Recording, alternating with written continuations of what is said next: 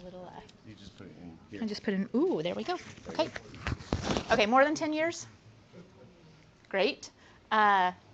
So we remember, right? Small networks. We weren't like blasting very much outside of our walls, right? No networks, dumb terminals, local software, control freaks. Any other recovering control freaks in the room, right? We didn't give admin access to our users on their desktops, right? Like if they wanted to install software, they had to have tech do it for them. Those are the good old days. Mobile, haha, right? Like we could control app purchases because app purchases were like $300 plus and nobody was going to go to an app store and spend 99 cents of their own, screw the tech department, because I can just buy it and I don't care if it's just 99 cents. So the good old days, right? We didn't have these same risks we do now. What's changed? In a word or a phrase? Everything. Everything, right? And apologies, I'll start bobbing and weaving so I'm not blocking the screen from the same three people. And I'd say the internet changed everything, but it changed everything. What's changed in the past month? So in April 2017, we had the latest news, and in that doc that I shared with you, right, there are links to these resources. So we have a 0-day exploit in Microsoft Edge, and I'm calling it the Cookie Monster. That's me. I need to trademark it because it steals cookies and passwords of your users. We're going to reference a 0-day gone wrong type of bullet point later. This is a 0-day gone wrong because the researcher who's been working on this didn't follow standard 0-day protocol, giving Microsoft a heads up, right? I mean, the technical paper was released at a tech conference, I think it was a week and a half ago, and Microsoft does not have an anticipated fix right away. We met Shannon Poland from Intel in the last hour. What's changed in the past week? We have a huge remote security exploit in Intel chips 2008 plus. It goes Windows XP through Windows 10. It affects any of us who purchase things like Dell laptops that can be accessed remotely by help desks, and any systems, right, that allow that IME, right, they've called it different things over the years, but it's essentially the AMT, ISM, SET, and the integrated management experience. Is that right? The most latest one is IME. So that was May 1st. Intel's known about it. The blog link that I connected you to, right, is semi-accurate, which inspires faith, right? A really great security resource on technology issues. Intel's known about this. They have not, because of, this is like core chip technology. It's like BIOS and root kernel type of stuff we're talking about. And there's not an easy way to mitigate this. So May 1st, so it's their May Day, right? So what was that, 3 days ago? Is this the 4th? This is splashing everywhere, and there's already, right, some unconfirmed exploits in the wild of this. What happened yesterday? Anybody use Google Apps in your district? Mm-hmm. Right? You get an email. It says, hey, I'm sharing a doc with you. You give it permission to Eugene Popov at gmail.com. And you come back in and you allow access to your drive and your contacts, right? Would like to read, send, delete, and manage your email and your contacts. And in a matter of hours yesterday, right, it was spreading around the web. So how many of us sent, and I apologize, it's really hard to see, but this is the email I sent this morning after doing 3 drafts of it yesterday, saying, right, this is a reminder about our security hygiene. We don't click on links from people we don't know. We essentially are suspicious and skeptical of email wanting access to things. When we're working with small teams in our districts, that's great, but like an email from somebody else. We had several users who actually recognized the HHHHHHHH at whatever domain it was and said, oh, it looks like it's coming from somebody else, but the email address doesn't match. So yay users, right? The good point, or the good part about yesterday, our district, our ESD, we just finished a conversion from our kind of legacy Exchange / Outlook system to Gmail and Google Calendar. And in our talk with each of our groups, we spent 3 months doing face-to-face sessions with small teams of 10 to 12 people. And we had very little pushback on this change, because when we started with the why, our first bullet was security.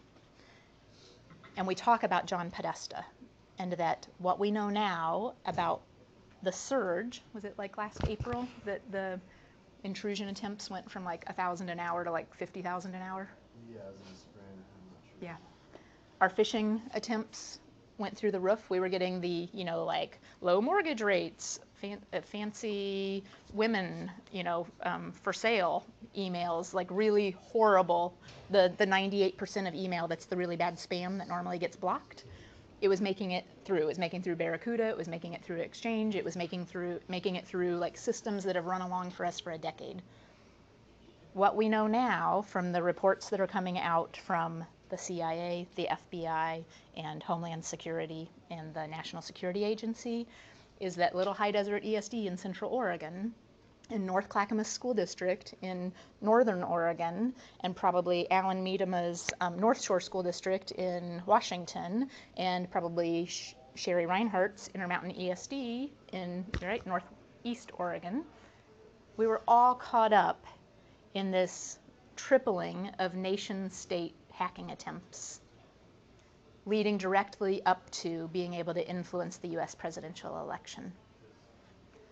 They were these kind of rogue actors, right? State-sponsored now rogue actors. We're watching what Steve O'Brien did when we were having these intrusion attempts, right? Like, what ports do we flip to? What's our defensive mechanism to keep our castle wall impenetrable?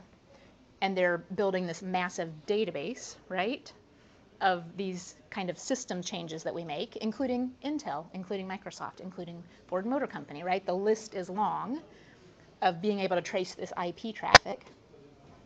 And they got enough of what they needed that we'll know more, right, over the next year to 2 years about how deep they were actually able to get into the Democratic National Committee systems and the Republican National Committee systems and the White House. Again, the best hackers, the nation states, they don't want us to realize that we've already been breached, right? They're bleeding that data out quietly and then being able to act on it. So Google responded quickly yesterday. When we talk about the why with our staff and we say security, we have Steve O'Brien, who's amazing. We have a slice of me, who's usually running around hair on fire. And we have a slice of a desktop support person, right, who can help with this. Google has a team of hundreds of engineers whose job every day is to worry about security and the safety of their systems. Steve O'Brien and I, unfortunately, get pulled to like fix printers and to figure out why some system isn't working. Our job is not security all day, every day. And I'm not pitching Google here. Like, if you're a Microsoft person and you're looking at hosted Exchange and things like that, great, good on you. I'm not trying to advocate one or the other. But security is big business in 2017, and I don't have the resources in my small organization to be able to fully attack the threat, right, and defend against the threat. So back to that same slide, right? What changed? And it's this interconnectedness. In the keynote, we heard Shannon say that there are impacts for organizations who can't secure their data. And the next sentence, we live in a world where everything is connected. I don't think we're going back to the good old days with the small networks or the no networks or the dumb terminals. So it's our job as technology professionals to figure out, to the best of our ability and resources, how to keep our users and our data safe in our organizations. So the risk, when those questions that I started with in the About This session, right? So we know that things are changing. Shannon in the keynote also said, right, like this is the slowest amount of change that we're going to experience for the rest of our lives. It's only going to keep accelerating. The other Intel visitor we have this week is Sarah, who's their education outreach person. Sarah said one of their phrases at Intel is that we earn trust by drops and we lose it by buckets. Right? It takes a long time to fill the bucket with the trust that you build with your users and your community and your stakeholders, and it takes one incident to dump the bucket. So I want to talk for just a minute about a couple of these resources that I've linked in the document. And if you'll bear with me, we don't have a speaker, I think, connected to the HDMI. So I'm going to try to turn my volume up as loud as possible, and apologies for not bringing a standalone speaker. So we'll make sure it's loud enough to hear in the back. And we'll actually, you know what? I have this locally, just in case this happened. Oh, here we go.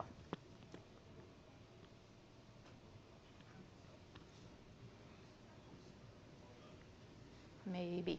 We may still go locally. Okay, I'm going to go locally.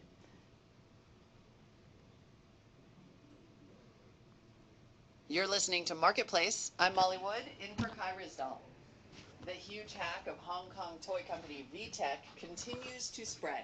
VTech said today that hackers stole information of nearly 6.5 million children who used its toys. That number is up from 200,000, which is how many kids the company said were affected when it announced the hack on Friday. Hackers also grabbed the data on about 5 million of the kids' parents. The children's stolen information includes names and birth dates, and it may include photos and chat logs from VTech's toy tablets and their parents' phones. For more, here's Ben Johnson, the host of Marketplace Tech and the new podcast Codebreaker. Hi, Ben. Hi, Molly. How could someone use this data? Because other than the extremely high creepy factor, kids' data doesn't really have much value, right? Well, it doesn't yet, Molly, and there is a scare factor here, but your average kid doesn't have a credit card, right? Here's something to remember, though. It's what several security researchers have said to me in the past. A lot of these kinds of hacks can be incremental and build towards a kind of data profile over time that becomes a real problem for a person. So you get a kid's name and address in a toy hack, maybe later that name gets matched to an actual physical address, then maybe a social security number and another hack further down. Eventually hackers can build a more permanent data profile on a person that doesn't change, like a password can be changed, and thus becomes useful further down the line and a real problem. And does this feel like a bit of a shift? I mean, I sort of would have thought that maybe children's data would be off limits. Does this feel like a watershed moment? And I mean, cyber attacks have become so common, but somehow this one seems extra shocking. Yeah, it does feel shocking, Molly, and in part that is because we are starting to see the edge of something that people have been talking about for a while, which is the Internet of Things, and the fact that so many of the things that we use, including toys, Molly, are going to be connected devices. And it's the beginning of a problem that I don't think is going away for a long time. And isn't it something parents should be aware of as they're shopping for the holidays this year? I think get that casual internet connection. I mean, really, that casual internet connection is everywhere. Like, maybe we need to go back to, you know, Legos and... No, Legos will always be huge, Molly, of course, but I do think that one thing that parents should be thinking about as they buy connected toys is what is the data that's being asked for when you give your child a connected toy, and just think about it a little bit. Think about how you use your data. Think about what kind of data you're inputting into this connected toy, and I think all of us should be thinking about that. I know security researchers and hackers are already thinking about this, so we should too as users. Ben Johnson is the host of Marketplace Tech and the brand new Codebreaker podcast, which you should check out immediately. Thanks a lot, Ben. Thank you, Molly. All right. So it was December 2015 when that story first popped up. I was driving home and was listening to Marketplace. I was getting ready to present the following week to our board on our annual kind of technology, here's where we are, here's where we're going. we had just started talking about having 3 goals for our technology group that would carry us through the next couple of years. And those were access, mobility, and security. So making sure all of our students have access, all of our staff have access to the tools they need, whether that be connections or devices or software. Mobility, which means increasingly thinking of a mobile-only world rather than just a mobile-first world. And for us, on some things, we're not even at mobile-first, right, Steve? We have some legacy systems that our business and HR love that it's going to take us a while to get them boosted off to something that works on mobile. And then security. And little did I know when I was getting ready to do that presentation, I actually used this little 2.5-minute section of audio. I was thinking it would be access, mobility, and security. And really what started happening shortly after that time was that it's security, access, and mobility. I mean, security is taking more and more of my time, more and more of Steve's time, and more of our headspace as an organization as we think about how to stay safe. 2 months after this, my oldest son turned 18 and went to register for selective service, and also started all of his college application processes. And his social security number had a flag on it as one that had possibly been used, right, for invalid credit applications. He's 18 years old. We've never done anything with his social security number, right? And those Russian mob actors, or I think Indonesia has a nice big group working on this, Russia, and then China. They could have been using him for the past 18 years, and I would have been none the wiser. And then we rolled right into the phishing and the brute force attacks, and it's accelerating. So, but before we get to, let me see where my slideshow is here. Before we get too wrapped up in just the Virgin Credit, which is somebody who protects student information for thousands and thousands of students. That's big to me, right? We also have ransomware. Did anybody in the room suffer any ransomware attacks? Scott? Okay. Was it a nightmare, or was it, oh my gosh, we caught it just in time? It was just one computer and we just wiped it. Okay. So. Didn't get back into your core Nope. systems. Scott? Didn't make it in the core. Okay. How about? It was a cook at an elementary school got pulled and it wiped out a public folder. Okay. We go back up and I was just like, your stuff's gone. Yeah. There you go. When there's network share. Yeah. I think the fear, right, is when it gets into that, when it jumps. DDoS, we've had, I think the metro area, right? You had a DDoS for like a day last year? Yeah, it was pretty bad. Yeah. Yep. Where are you? Kent School District seeing a That's real right. uptick on this during testing season and becoming more and more sophisticated and effective at its bandwidth consumption. Mm-hmm. And this goes back to, so our assumption in that case, right, is the 14-year-old in mom's basement, possibly, which is what we've been operating on for like years, which is why this suddenly like, no, this is nation state, this is data hackers, right, trying to bleed. Yeah, it's a little changing landscape. Yes? We found that the DDoS attacks that we've been experiencing in Washington, that apparently you can buy about 15 minutes worth of DDoS for about $30. Really? And it'll do enough to saturate a 10 gig circuit. $30, And yeah. so if you have a big test that day, you can actually interrupt that pretty easily nowadays. Yeah. So it may be the 14-year-old in mom's basement that we've joked about for years, right?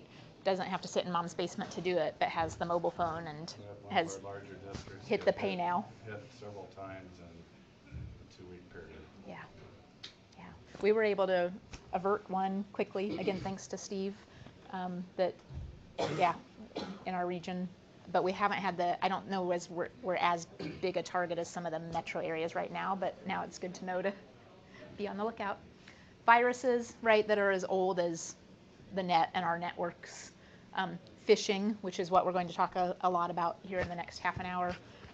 Spear phishing, unfortunately, we have a local example for those of you in Central Oregon or Oregon. we have, let's see if I have a little better internet, Redmond School District. The week after, let's see, when was it? February 28th. So they had just finished getting all of the payroll stuff really finished up for tax season. The original W-2s had gone out, I think, January 30th, whatever that day is. The HR specialist received an email from her superintendent asking for the W-2s, and it was a Friday afternoon, and she knew that they were in like budget. We have a cut coming in Redmond, and she knew that they were in budget crisis mode, and she went ahead and sent them in one PDF. That happened a couple times in Washington too, in larger school districts. Yes, and Snapchat and several other large companies, right? The IRS knows that this is a very known spear phishing attempt. Alan? So we had that same request for the W-2s, and I've told a couple people the story. The only way we were saved is the person who got the message from the superintendent couldn't remember how to create the extract, so they came downstairs to say, how do you make that extract again? Because here's what I need to do. And we thought, that doesn't sound right. So saved by incompetence. If somebody's in the doc, will you put that with Alan's name next to it, saved by incompetence? Same thing happened to us. The person just had a question about how they wanted the extract done, and happened walked over to the office and said, hey, how do you want this done? And they said, I didn't ask for that. But they were ready to send it. And yeah, it's not good. So we had 1,000 employees who now have identity management and theft and fraud protection. It cost the district a lot. They lost the trust of a whole bunch of people in one bucket dump, and unfortunately a person no longer has her job because of that. So even though there was a criminal creating a crime, right, and we try not to blame the victim, there were actually some policies in place that would prevent that got forgotten in that heat of the moment. And this is part of that spear phishing that the IRS has all of the bulletins out about. They do it on a Friday afternoon on purpose because they're trying to catch somebody who actually wants to get out to their weekend. And secondarily, they have all weekend to go ahead, and so there were 1,000 tax returns filed Saturday for Redmond School District employees with bogus checking account information for those employees receiving refunds. And thankfully, again, the IRS, which they actually just had an article published in, I want to say late March, they caught over 5 million fraudulent tax returns just on this single spear phishing. It's CEO@CEOoffices.com, I think is the domain, and for some reason that can't be, somebody can't get to it to shut it down. So they did not issue those refunds to those fraudulent returns, but they were like over 5 million were filed. The one that we got, they spoofed the email address of our CFO, and they had her email signature. Yes. Her exact email signature that she uses, they had and put in the message. So it looked completely legitimate. Yep. In the case of Redmond, it came from the superintendent, if you didn't hover to see what the actual CEO@CEOoffices.com was, and had his full signature, including his profile photo. The ones we had were from the board. Oh, from the board. Yeah. Not sure why they need the W-2s. Might as well ship them off. Exactly. So we're going to talk about this, the Dave and John Podesta moments here. And then 0 days gone wrong, right? Where you have like an edge vulnerability, and I'm not picking on Microsoft, I'm not picking on Intel, I'm not picking on Google. Apple has had similar things, right? This is 2017. Software is changing rapidly. You're not going to catch everything, and so how we announce them, how we patch them, how we mitigate them, what our policies are. 0 days is one where it's always been a shared environment and a chance for vendors and suppliers to get their stuff together, right, before it goes to press, if you will, and sometimes it doesn't. Sometimes we have black hats or just people who really want the fame and glory of being in the New York Times or the technical sites, right, with this 0 day that they've been able to uncover. Okay, so before we continue, that was a lot of doom and gloom. How many people want to go like jump in the pool in the deep end with like bricks around their feet right now? Exactly, right? Was that a little dark? Too much? No, we were saying our shots. Oh, yeah. Yeah, I heard there were Jello shots last night. I didn't get over there in time, but yeah, lots and lots of Jello shots. So we've talked about some very real things that have happened. So I don't want to minimize the work that we actually should be doing around our firewalls, around our information security policies, processes, and procedures. Things internally like don't send W-2s via email, right? Being kind of a standard in your district. Using things like two-factor authentication, which we'll circle back on, using things like good hygiene and good security, password hygiene as a district. But before we continue, the reason that I wanted to start with the technical is because that's not 90% of our security issues that we have in our districts. 90% is Dave.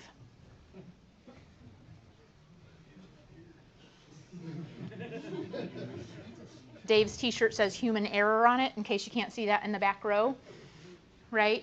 We can invest in, we paid like a lot for our Palo Alto, like 50 grand, 75 grand, and then like ongoing stuff annually. And I know that's a small amount for like the Allens in the room who are like, must be nice, Rachel. But that's big for us, right? That's like a pretty decent sized purchase for our small region. We have filtering software. We have all kinds of tools that help augment these firewalls and keep our servers and our systems safe.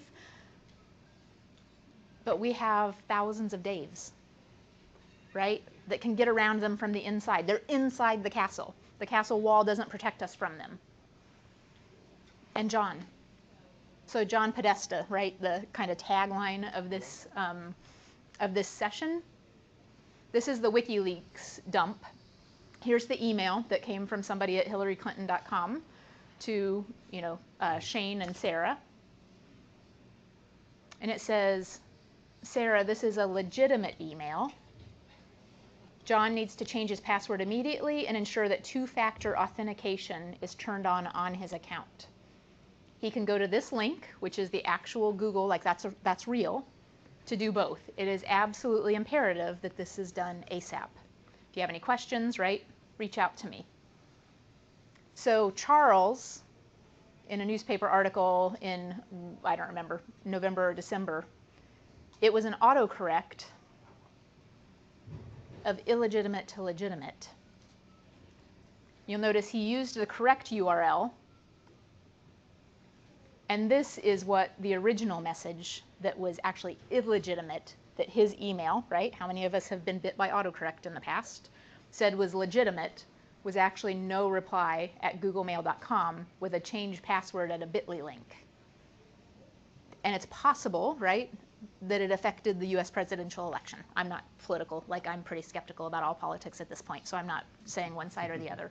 But what we have here, right, is something that dominated a lot of the news cycle and a lot of people's trust of a candidate, name aside, that was something as simple as this guy saying, don't do that email, the autocorrect biting him in the butt, here's what you need to do.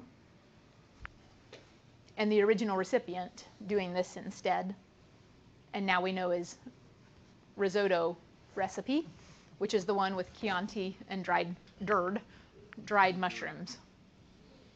I thought the one that won from the butter guy was the weakest of the three, but his check must have been bigger, right? Must have been a fundraiser. All from giving your password away and from being on a BlackBerry in 2016. So, Dave, right? So let's talk a little bit about our systems. Again, keeping systems safe in 2017, we talked a little bit about firewalls. I am going to be the least liked person in my organization in fall 2017, and Steve's going to throw a tomato across the room right now, because two-factor authentication, right, is on our near horizon for our staff. There's a whole layer of student stuff to try and figure out, but for our staff, it's time. Until I was sitting with Ben, thank you very much, before this session, and Jason. I'm here. And Jason said, ha ha ha. Oh, yeah. So, two-factor authentication via SMS has officially been broken. Millions of bank accounts have been hijacked from this. It was announced, yesterday. And I just got a feed about it today from some cybersecurity folks. So, oops. Oops. So Connor, who in the keynote they pointed out, he's the one who, we have something in our little lunch bags where we can make our own little two-factor authentication dongle. He may be onto something. If Russ were in the room, Russ would tell you two-factor authentication is the because he left his phone at the bowling alley a couple of weeks ago and needed to sign into his Chrome admin panel to do something, and he has two-factor authentication. And then he wanted to sign in to Apple to be able to see where the Find My Phone was because he was hoping that he had left it at his bowling locker, and he couldn't do any of that because the phone was in the bowling locker and it was like 2 a.m., right? And the bowling alley was not open. So there's difficulty, right, thinking about how to do this second layer of security. Penetration testing, how many of you pay for like pen testing for your networks or your systems? You have a company that like hammers you. Okay, so can you tell us your story? PCI compliance. Okay. And make sure that I run the trust wave scans on our network twice a year to make sure we're clean and everything's locked away. Should be on our firewalls. Okay. And so far so good? Yeah. Does it give you actionable, like have you had something where it's come back and said? I haven't done a full penetration test. It's mostly PCI compliance testing. Okay. But you can do that in TrustWave. Okay. I know there are some metro area districts who are doing pen testing. I want to say it's expensive, like 20 or 30 grand a pop. We talk about it every couple months and always come back to, it's a lot of money, and go on to something else. But you know, it's one of those things we know we should do, and we just have never been able to allocate the funds for it. Yeah. And then the other thing you might add to that is internally, like testing your users for phishing intents, right? So we've been using KnowBe4 at Northwest Regional ESD. Okay. So it'll purposefully send out fake phishing attempts to your staff, and then you can kind of get a bead on where some additional training might need to take place. Yeah. So that might. So Jason's talking, yeah, Jason, this is exactly, so user security tests. And in the notes doc, if we come here, I will tell you what we've started tinkering, right? So KnowBe4, I want to say, it's not super cost prohibitive, but it's. No, but I can't remember what I paid for it. But yeah, I mean, it's been enlightening to see those kinds of results for sure. Exactly. So if you're poor like me, right, create an online form, Google, SurveyMonkey, Coke, Pepsi, I don't care what brand you use. Put a simple text blurb on it, right? Your help desk, I'm trying to think of the language of it. Your help desk requires your credentials for us to update your machine, right? And the phishing emails that we always get. 2 fields, username and password. Buy a domain name and what I call a burner email, like a burner phone, right? So buy a domain name with a single mailbox at hover.com. A domain name is sometimes like $7.99, especially if you're doing like lettuce rabbits for sale.xyz or something weird that you actually want your users to see. Buy a $5 mailbox that goes with it. You're going to use it for a year or less at Hover, so you're about $20 out on this.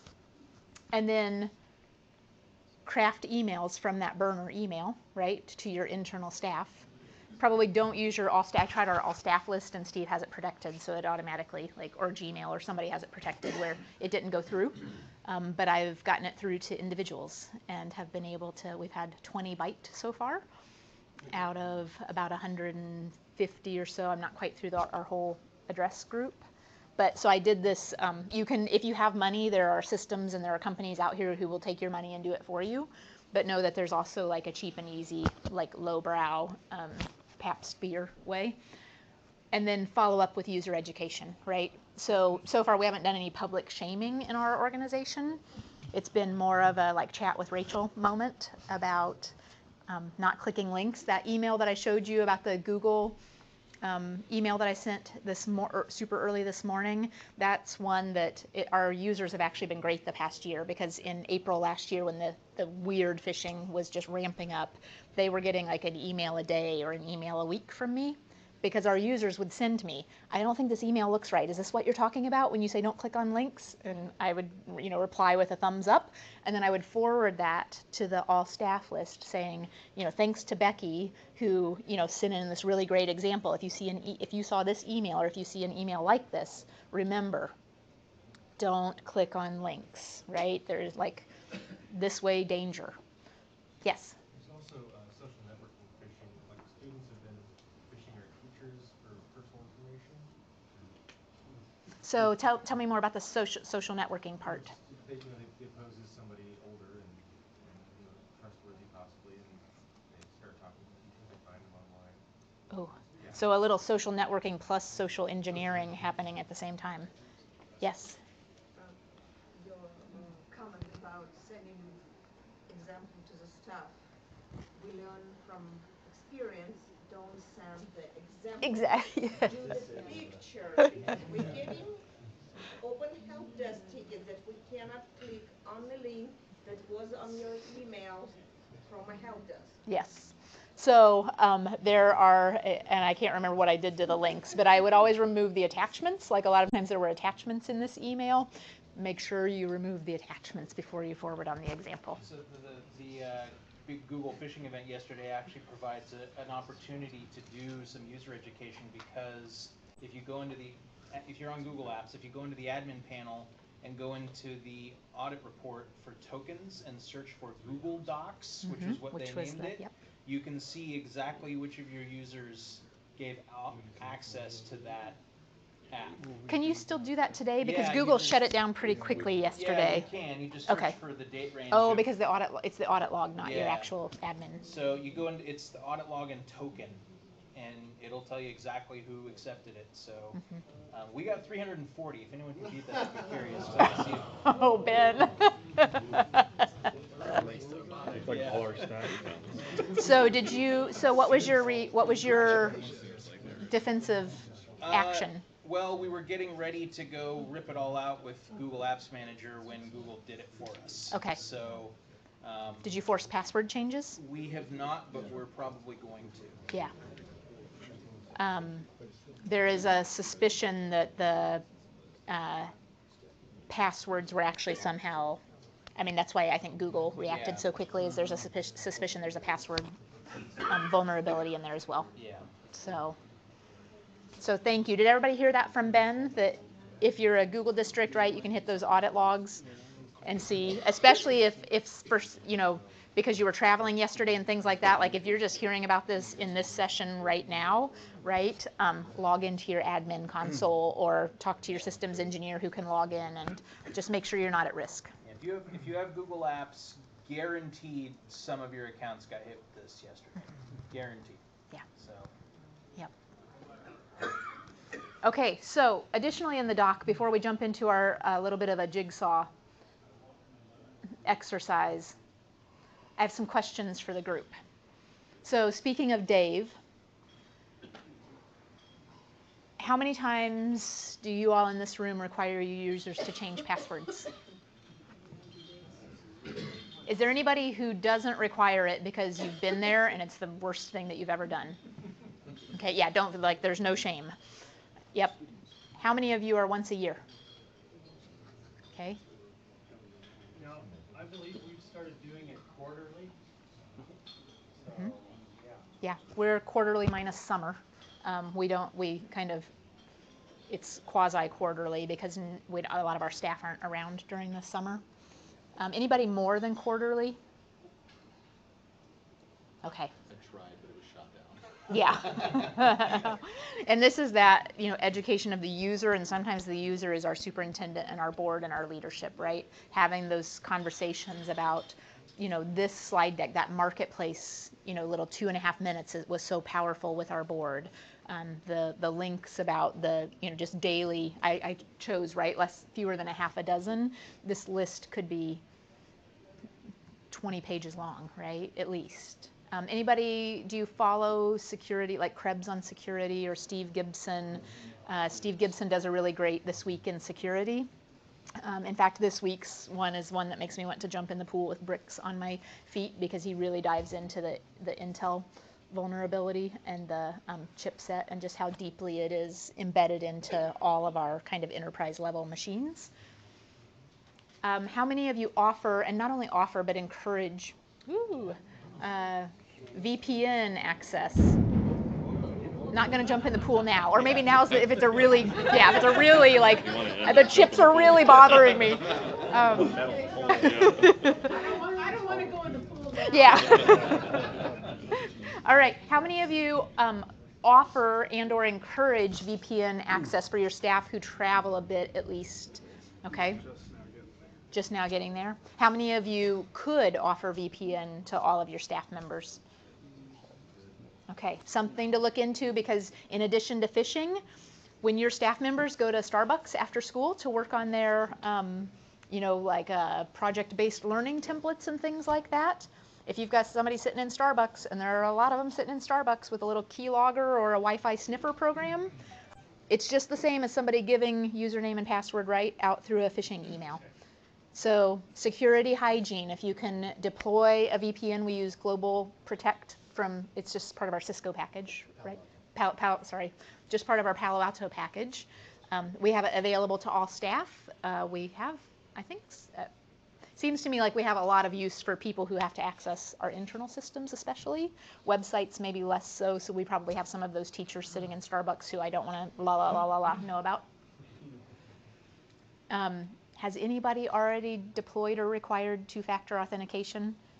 We're working on it. Where did that voice? Oh. We're working on it. Yeah. It's we'll all be able to come back to this room next year and report back if we had to take the jump or not. And thanks to Jason, maybe it's not the right way for us to go, but it seems like it's, at least for now, what we have. Yeah.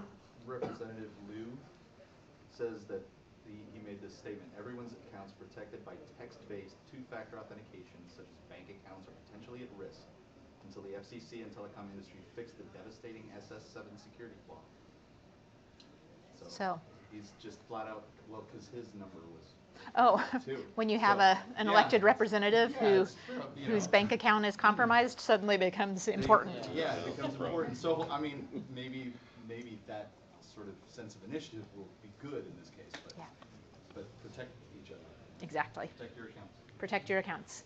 All right. How many of you provide regular, and it could be emails? Like for our staff, what I found surprising last year was just the regularity of those kind of weekly, bi-weekly, monthly emails about, hey, just your friendly reminder, don't click on links, to be surprisingly effective. Is there anybody who does like an actual security training system regularly? Okay. I am, the email has worked, and then this year's been great because I've been able to be with our groups of users face to face. Trying to do that on an annual basis would not happen. We are starting to tinker with the idea, and Alan doesn't know this yet, and a couple others don't know this yet, but we're starting to tinker with the idea of putting together a small group, probably like ACPE and OETC type of folks, to put together a curriculum that, how many of you do like a safe schools training where you have to do your, bloodborne pathogens and all of that?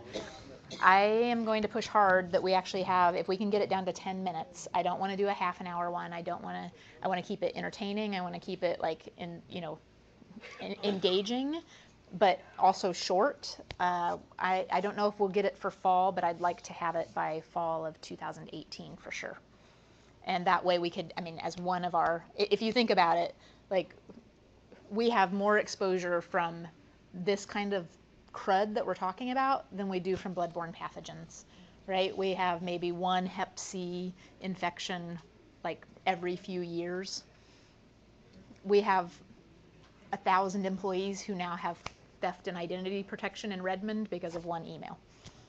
So, that's on my horizon.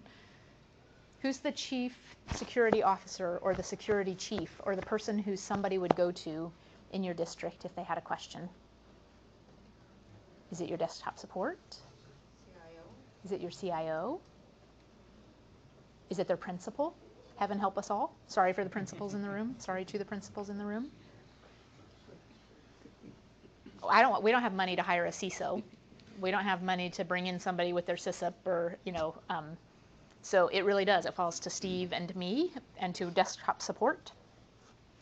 And so investing that time and money, right? We invest pretty heavily in professional development. I'm in a cybersecurity certificate program right now, and it's been amazing. It's going to sound pretentious. It's Harvard, but it's Harvard Extension School, so it's like the Pabst beer drinkers like me can join this class.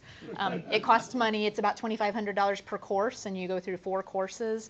I'm in the technical one right now, and much to Steve and Wendy and Zach's dismay, I have all of these questions about things like, what are our telnet access controls, and this and that, and I mean all of these technical things that have kind of flown by my ears as I've been more user focused.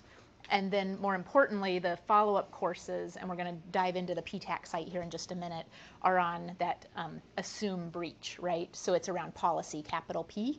It's around data mitigation, data breach mitigation, and it's around what to do when you find out that you've been vulnerable to a security risk. Okay, and then last one, do you require passcodes to be in place on phones, mobile devices, for access to your email systems via those devices? And that's a super, thank you, that's a super low-hanging fruit one, right? If you have teachers or people who have access to student information especially, making sure that our attorneys who squawk at us all the time about phones. We have 4 attorneys who sit next to me, and I love them dearly. But the one who was most upset about having to allow the administrator access, right, for Steve to be able to wipe his phone should something happen to it, did not use a passcode on his phone until we forced him to. So again, I've got some low-hanging fruit as well as some questions in these bullets here. And now we're at 3:08, and we go until 3:30. Is that right? 3:45. Perfect. I thought I was running out of time. Yeah, Alan. I just got a message from my folks back home that while we were sitting in this meeting, the K20 network back in Washington was under a DDoS attack while we were in here talking that slowed state testing in much of the places in Washington. So that you probably have the same email for Kent. Yeah, I'm sure I probably do. I haven't seen it. Yeah. But kudos to K20 because they are implementing a DDoS mitigation system. Ooh, can you? They're actually very excited about the fact that it happened, so they could. Yeah, they actually caught one of ours last week, a week before. Yeah, it was last week. Yeah, it was cool because we just saw a little blip on our bandwidth graph, and then the phone rang. Wow. So Scott, you're at Kent. Are you at Kent also? I work Okay. at Yeah. They've Okay. been putting in the intrusion detection system to see if they can mitigate that quickly. They do have a procedure in place to actually deal with it quickly, but it's not computer generated at this point. Okay. Seems to be kind of complex. Yeah, like if somebody's sitting at the right place. 3:30. Okay, so we are going to skip along a little bit. So, Steve, when he was able to, and sorry, Steve, for just stand up here with me. So that day that we had, right, Russ pinged you saying, hey, I see something, and you happen to be sitting at your computer, like at the right spot at the right time to get ahead of it. Are you remembering this, or am I putting you on the spot? Okay. My memory is that I got a message from Russ saying, right, Steve was in the right spot at the right time. This would have been big if we weren't able to get probably to our ISP to bend broadband or to make a change on the firewall. Okay, he does it so often now that he's like immune. He doesn't remember. So if I heard correctly, this P20 network, right, it still may not be fully technical. Or maybe that is what they're moving to, is a fully technical. They are moving to a fully technical solution, but they need to upgrade all the core routers in the state of Washington that house the K20 network and it's taking a while. Okay. And does that mean the actual core routers in your buildings as well, or they're core info? Okay. Encompasses 280 school districts. Okay. Yeah. It's just a little network. Little network. It's a big backbone. Yep. All right. So let's skip forward a little bit and make sure that we have some time to talk to each other. So when we talk about, I told you in the session description that there's a toolkit that's sitting out there, right? And I have used it a lot in the past 2 years. In fact, it was the first place we went when I got a ping from the CIO at Redmond, his Jeremy McDonald. He's since taken a job in Colorado, but Jeremy pinged me on a first thing Monday morning and said, we need you right now, right? And it was because this employee had come in and realized, because she saw that something had changed on that. She went to do something with her sent email and saw the email address ceo@ceooffices.com instead of Mike McIntosh at redmondschools.org. this VTech resource by the U.S. Department of Education is the first place I went. So in your notes, what I'd like to do, because I know it's getting late in the day and I'm thankful, like nobody's fallen asleep yet. Everybody's eyes are still open, and this is that dark, quiet room in the very back of the building, and I was worried. Okay, so in our doc, on the second page, if you will form teams of 3, and I'm not, like if it's teams of 5, if it's teams of 7, I don't care. Form a team and give it a name that you can put in the first column. So what were the team names, Melissa? We had like peacocks and lions and Oxen. Yeah, so you can come up with a creative name or a boring name. If you put it in one of the rows in the table, you'll see on the VTech site that it's broken into sections. There's a section on security best practices, a section on data governance, a section on data sharing and dissemination, a section of legal references, and a section of disclosure avoidance. And what I've done is just copied those 5 sections a couple times. I wasn't sure how many people would be in this room. The outcome for this little jigsaw activity is not that, like, I don't expect you to, do a dissertation on what we're looking at here in the next, 18 minutes. What I want you to leave is knowing that it's there and finding one. How many of you are internet lingo people? 1 TIL, right? So 1 today I learned. And putting that in the table next to your team name. Does that make sense to everybody? So if you're security best practices and you go to this site, security, they're in order. So security best practices is here at the top. And you'll see data breach response, which is perhaps the one that I would go to if I was just clicking around. And you'll see, right, resources, facilitator guide, handouts, a PowerPoint, and scenarios. Okay, so I'm going to turn you loose. It's 3:13. We're going to pull back together in 10 minutes, so we have a little reflection time. Ready, set, go.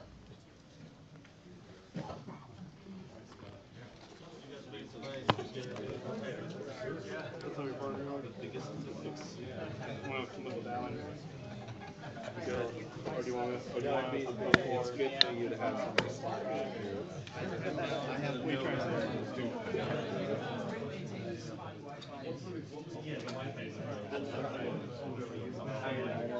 Hi, Forrest. Just wanted to say nicely done. Oh. Really appreciate the session. Oh, thanks. It was. I normally try to do more hands-on, but this one's not very. It's not like we're sitting here with our laptops and we can log into our Palo Alto consoles. Exactly, and there's not much, debate. No. So I thought it'd be. Who can come up with the best strategy? Conversation, right? It would be raising awareness. Yeah. Yep. Thank you. Thanks.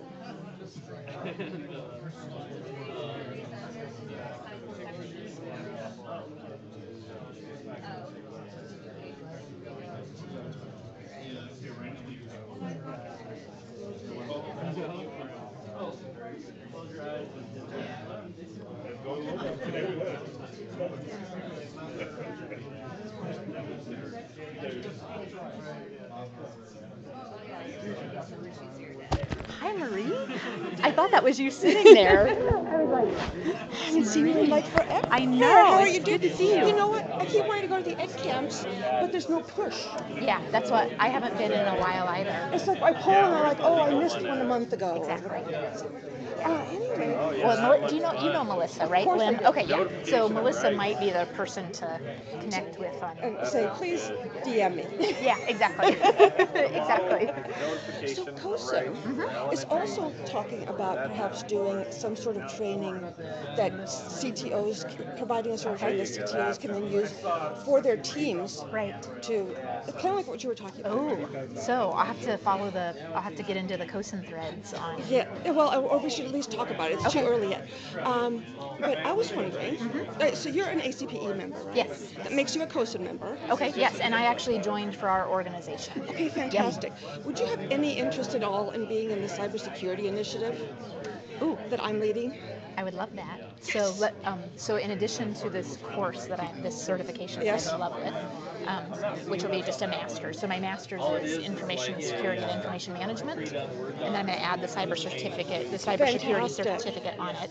But I'm teaching I don't know if you know the Tech Trek, which is the Girls in Tech, the American Association of University Women, Okay. AAUW. They do a summer tech camp for girls. I'm teaching the cybersecurity course in Central Oregon, and I don't know that there's anybody in the Portland area. But so this is in my suddenly this is my life. If you're not picking that up from the session. So the COSIP commitment is only about a couple hours a month. Okay. And I would love to have you participate. You know how to get me, right? I don't know. I don't have my know business them. cards. I don't have with mine me. with me either. Okay. So but I'll find. I know if I I have to, I can DM Melissa. Perfect. I can find you. If nothing else. Oh, yeah, you can find I can me. find Yes. you. Yeah. So Or I would love LinkedIn to. or okay. Perfect. Whatever. Okay. That sounds great. I'll figure it out. Yeah. Wonderful. Thank you. Yeah, and it was really good to see you. I kept looking at you, and I was like, but I didn't want to say your name in case I was wrong. Oh, yeah, So, I know that one. Yeah, exactly. Okay, perfect. Good Yeah, to see you. thanks for the kind words. Yep.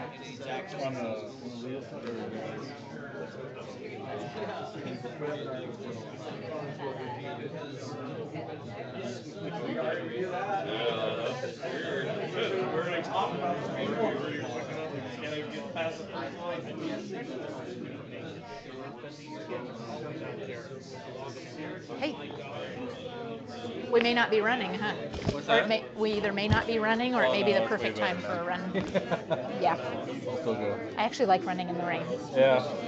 Not so much in the ice and snow, but the rain, yes. I'll just use that. Yeah. Have you been sitting here the whole time? Okay. No, it was completely back, so I just watched it from the doorway. Okay. You probably could have. You could have done or this. what? I'm sorry. I am. I have 5 more minutes until I pull everybody back together. Okay. Yeah. So they're all in their little VTech site doing their thing. No, You could have done this I'm weaker session. on this stuff, so. Yeah. Yeah, policy around it. Right. Exactly. And that's Practice, really. I'm good. But Yeah. policy's a different matter. Yeah. But it's that, oh my gosh, the user piece, right? Yeah. I mean, I think you and I talked about the consumerization of education years ago, right? As we have to let go of more and more control. Yeah. We're not controlling the software that somebody's walking into the building with because. Yeah, like how do we can't.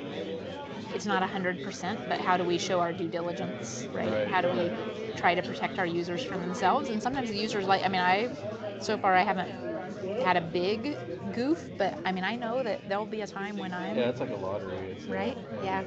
So... Yeah, so far it's been like 4J and Eugene and then Bethel. They've had some, basically they've ended up in the papers because of some breach. And none of us laugh about it. No, because it's, yeah. just as easily could have been us. Yeah.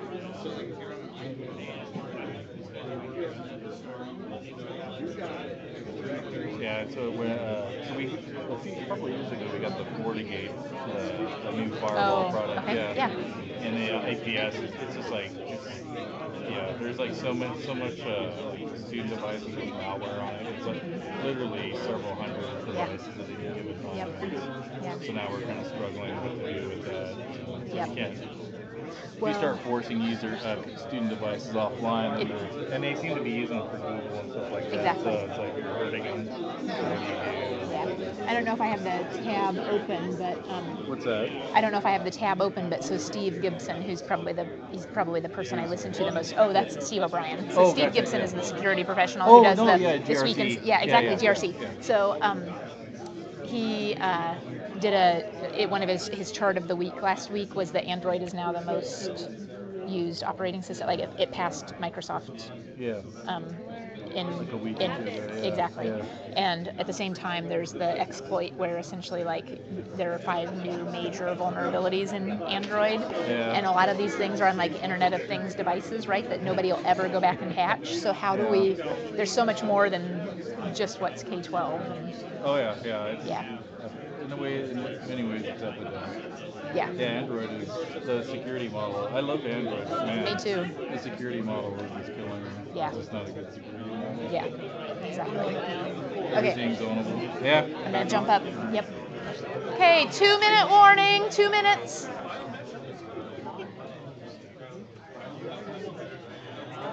Surviving plus really anymore is the best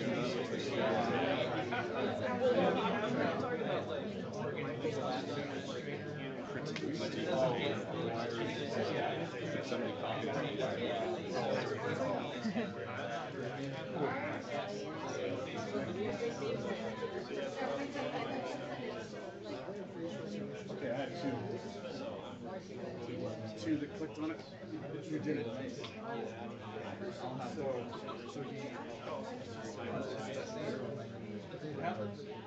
Scott, how many staff members? Less than 100. So you're like 3-4%. So I'm probably at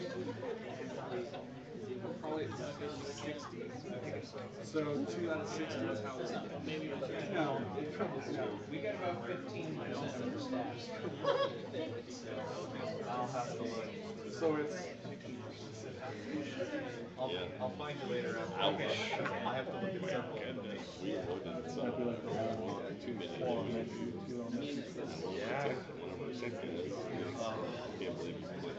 I don't think he clicked allow. Still, it's even follow.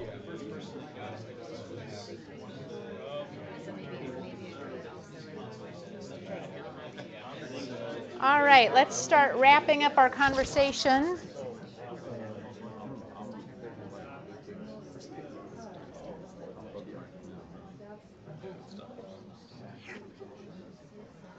Okay, so thank you for actually exploring this site a little bit, this toolkit. How many of you knew that this existed and had visited it before? How many of you are excited that you know it exists now? Yay, okay. I feel like maybe some of you are in this room and you're like, I got a total bait and switch about this session and I really wanted to know how to set my firewall settings. Yeah. These are excellent. So our rogues said rethink two-factor authentication, right? Which I'm in the same place suddenly. This Silver Shores, this 2 weeks ago, right? So our data sharing statement of work and essentially either IGA if it's one of the universities or an agreement if it's a private organization or a commercial organization, right? It needs to be in place before you share any data. I think, is there a template? Who's my Silver Shores group? Is there a template on that site? Not that I saw. Okay. I've seen lots of templates. I think there's maybe one hidden in there. FERPA, one of the, so the parents and students have a right to review the students' records within 45 days. And we use FERPA a lot talking about the data we hold in to ourselves. But one of the things that I have found most helpful on this site is actually this section on, let me find it here, notice for directory information. This is actually, we talk about the data that we're trying to hold in. You know, directory information, right?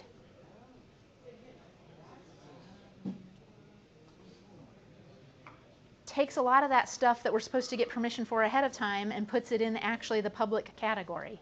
And our parents, I think, a lot of times don't understand that, right? So we actually incorporate a lot of this language in our annual notice. Protect student data, right? Staff members and students don't understand this. I mean, think about us sitting in this room as technology professionals.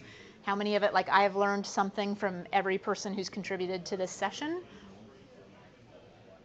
Disclosure avoidance, remove or blur personal information on documents before sending.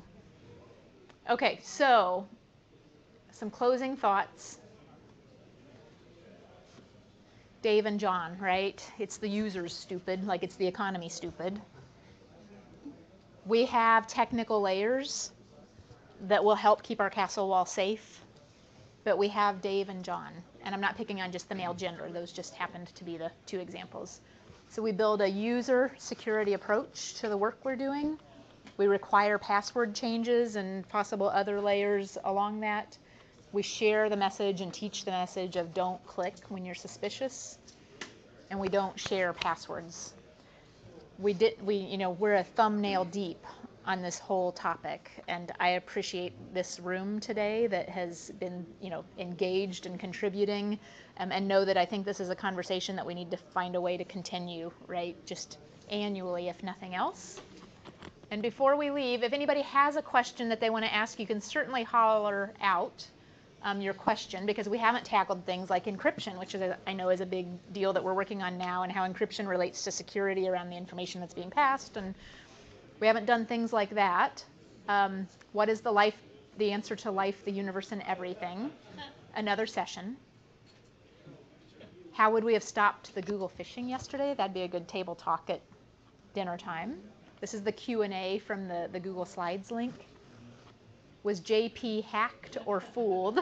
I'm going to make sure I'm okay on time here. We've still got 3 minutes.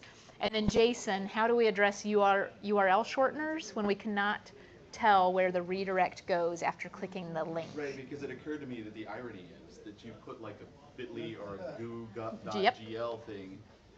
I have no idea where that goes. It's one of our biggest vulnerabilities, right? So,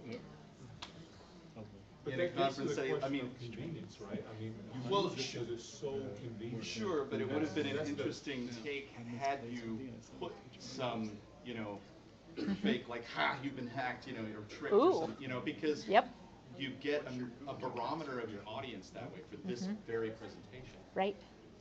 And teaching teaching our users that when they are in a document, and I'm not sure about all email clients, let me get this out of the way. When they are in a browser, making sure that our users know how to turn on and how to use and actually I'm in here as an edit, but use your, where you're going bar, right? Your status bar, thank you, your status bar at the bottom of your browser, so that as you're hovering, right, you get a sense of where that URL is going. But even on the shorteners, I don't know that the status bar decodes that. And if you're on a tablet, because you're converting. Yeah, true. If you're on an iPad or something. Yep. Yeah.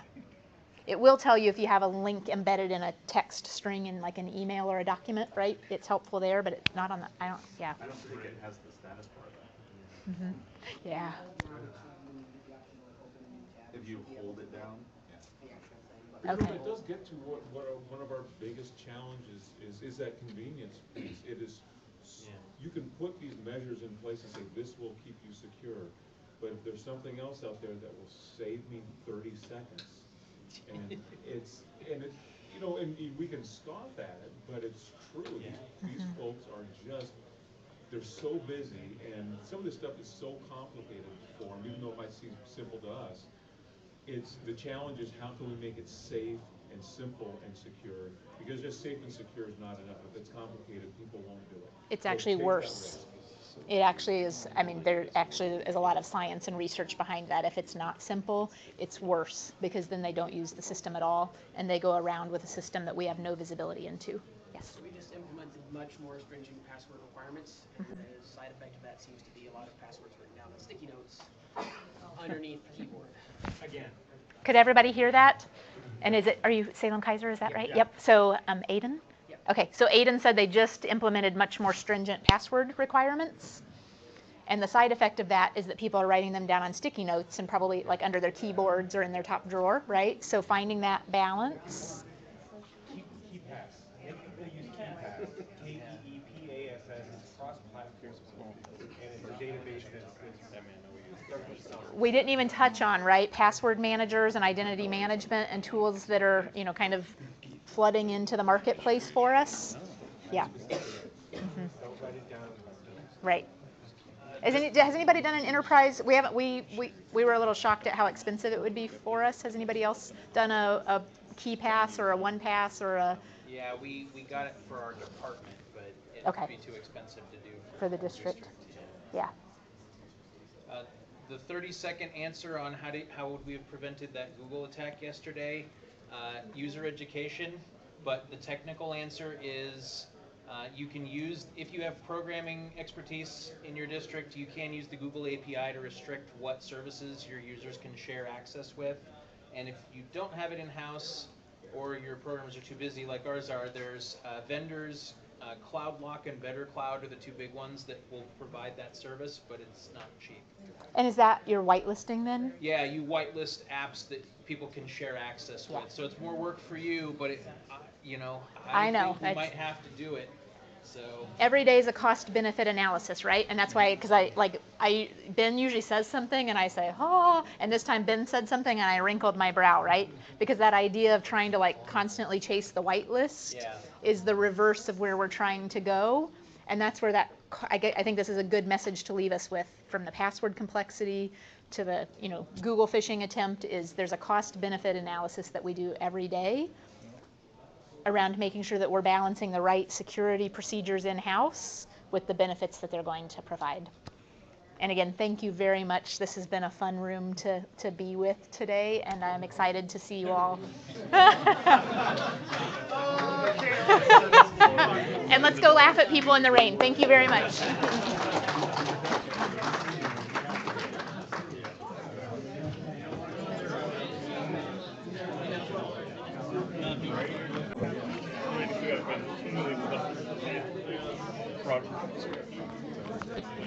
Thank you so much. Oh yeah, no, that was great. By far, that was probably the best presentation I've gone to today. Absolutely. Oh, thanks. Even though I didn't have any answers, I only had questions. It was a fun one. Okay, good. Thanks. So we've looked at CloudLock a couple times and Better Cloud too, and I've been on that side of the fence that I don't know if I want to. I don't want to be the Google cop and keep you from doing stuff, but there's been a couple things lately, like Pokemon Go, when it launched, requested access to everything in your Google account if you signed in with it.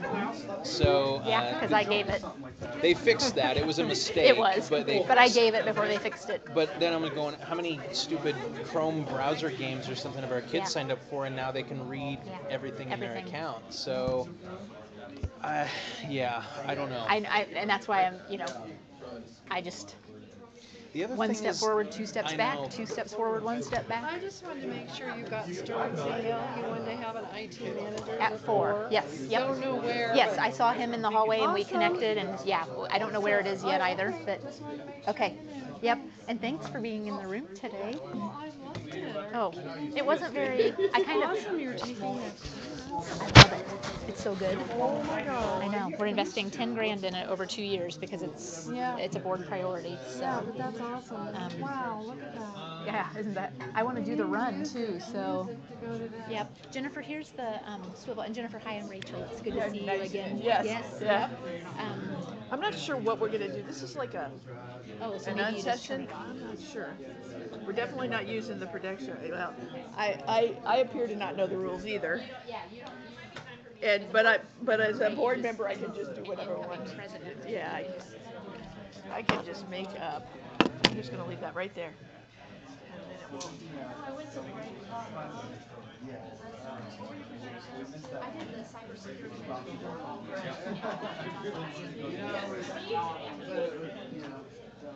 They're only going to be us encryption and then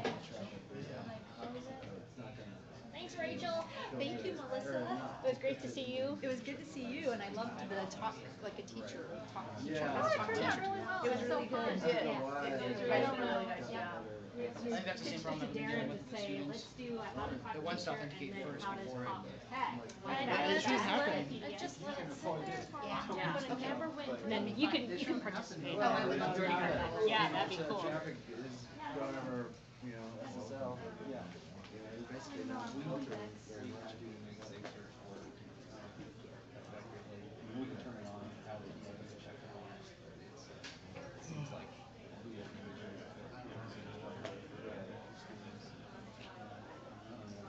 yeah, we do a lot of that stuff. We're not doing it. Yeah, that's exciting. You can do your phone. Slight sprinkle. That's what this is called today. Slight sprinkle. That's all right.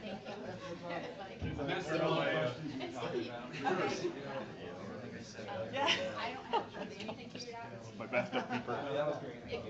Except for how we have our users change their password on Google and how it's done. Yeah, we'll get that. Yeah.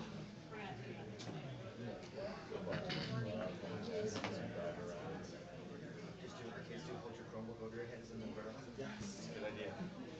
My superintendent gave so so happy I put my MacBook Pro. Oh, great. Don't plug anything in. Work off the battery. Technology with no power. Awesome. We had an extended power outage. I got a call. Oh, we're dimming. We lost power. Don't come into work too. Christmas break anyway. Oh yes. No, we didn't lose So power, when but we lost power, like in that big Seattle ice storm, Yeah. right? So we were out for 7 days. First off, I want everybody to know that the email server was up the entire time, right? Nobody could get to it, but it was up. But we had a superintendent that was, and so, you know, there's no heat, there's no light, there's no nothing. If you're a 260-day employee, you need to be at work. And so, you know, many people took, you know, vacation and stuff, but there were a couple, you know, young guys that didn't have vacation and things like that, that literally they sat, with their coat and their gloves on, and I'm like, if you're worried about the classified nature and making up time, just tell them to tack 20 minutes on every one of their days until they make up the time. I mean, you know, we'll get it out of them. I'm not worried about that. But she was like adamant, and she was there in her winter coat. And of course, her office is on a generator, so she was able to do something. But the vast majority of us were, well, I knew what the generators were, but vast majority of people didn't have the orange plug. So. Give him those responsibilities, even though he may have the power. He actually has more time. I had him cleaning out the warehouse, helping me with that. But it was weird. The emergency lights down there are actually pretty good because it's a really dark space, right? There's no lights or there's no windows, so the emergency. But still, I mean, they're in a cold warehouse. I feel like it started in the deal of giving him and training him on these kind of houses, knowing so we canceled it because the staff didn't have power. Yeah.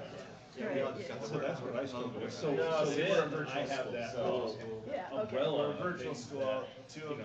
Regular work, the admin didn't have power. Yeah, I could dish that off. Yeah. Well, we canceled school. We canceled school. It was just in the central office. She was just adamant that everybody had to. School we actually canceled half of a day. Yeah. And said go out and play with snow. Yeah, there you go. I know. We don't usually. Normally it's. But the admin, 2 to 5 admin at the house. This was just like a working Elevated again. Our administration is going for it. They're getting a little touchy because we are in the one of the higher, I'm one of the higher ratings, but Yeah. That's so really cool. But we're also covering a district. No, yeah, I know. It's like, so we're having those questions because I keep it's the kid that's going to take my spot. We want him because he knows it from backwards and forwards. And then once we do get that Madam President, Yeah. what do you want to do on this 5K run? I'm looking at seeing severe thunderstorm warning between 4 and. Well, the lightning's are hoping that once he gets in, so I would say. I'm worried about it. It's like, God, I hope lightning or thunder. I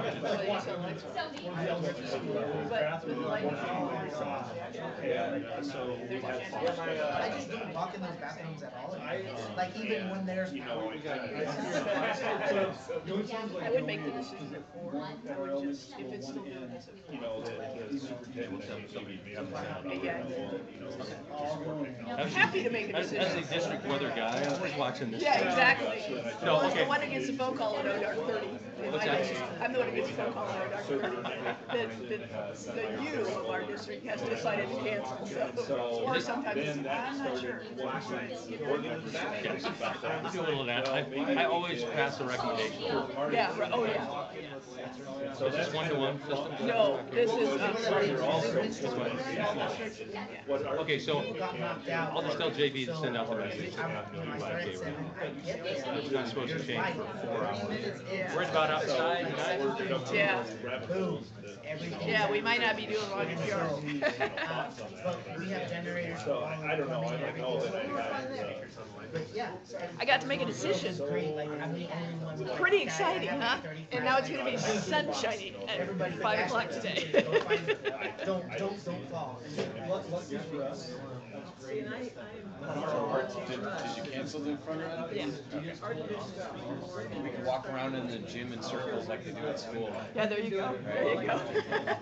Ultimate PE activity, right?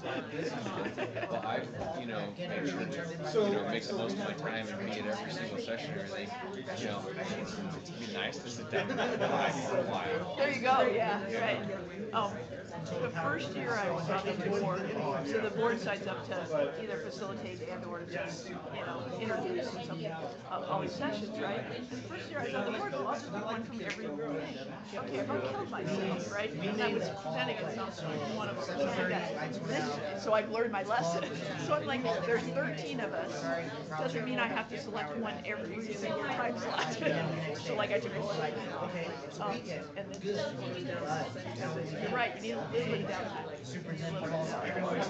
Yeah, I sing, and there's a choir camp that goes on locally, so I don't have to stay at the cabin. I can just commute for half the price or whatever. But they have all these other different sessions. When I first went, man, every single time slot I was doing everything, and the next, and it wore me out. Take a couple slots where I don't have to do anything. I can just sit there by the lake and enjoy the beauty around me. Cool. I'm just gonna jump out and jump back in. No problem. Not walking out. I'm not quite sure if we're supposed to record these while this think tank. We'll find out. Because it's following this. So if I do this. See, I didn't know it tilted front. Oh yeah, it tilts front. It's pretty amazing. Of course, there's that big flop at the end. Yeah. Okay. It'd be really cool if you have and it just picks up with your talk. So I've not used swivels in a long time because we've been using Teaching Channel. But the original swivel, you could buy an add-on mic, and it was. But I don't think it was like it did. You had to tell it which mic was working, which would be okay because you could kind of hand it off and say, okay, that's a student mic. It's going to follow students around, and then here we got the teacher mic. Just but you'd have to tell the students to turn the teacher mic back on, right? Yeah, if I remember correctly. Don't know what the technology looks like now. Otherwise, you can win one. I didn't. They're a couple $100. I mean, I don't think they're that much. It started kind of a trend of taping myself, right? Kind of a thing, which when we parlayed into using Teaching Channel, which is an online repository that allows the two people, they become a group, right? And so like a principal might tape a teacher, and then both of them can go in and literally comment anywhere in the video. I should have asked the question this way. I notice that fourth people are off task, right? And they can have this back and forth conversation about what it is. It's changed the evaluation process in ways that we never imagined, but the biggest one is here's the video. That's the 5-minute connection. I don't have to say this is what I thought was, I saw, and then you tell me as the teacher that no, that's not what I was doing. We both look at it together. But you got to build up confidence that, that when the principal says they're going to use it for PD, it's going to be used for PD, and when they say it's going to be used for evaluation, it's going to be used for evaluation. You're not going to hold it over my head, that kind of thing. So issues, because for a grant or someone's in their master's program or something. Yeah. So I get a teacher call me up, it's after school, and they're beside themselves crying because they've been trying to use their personal cell phone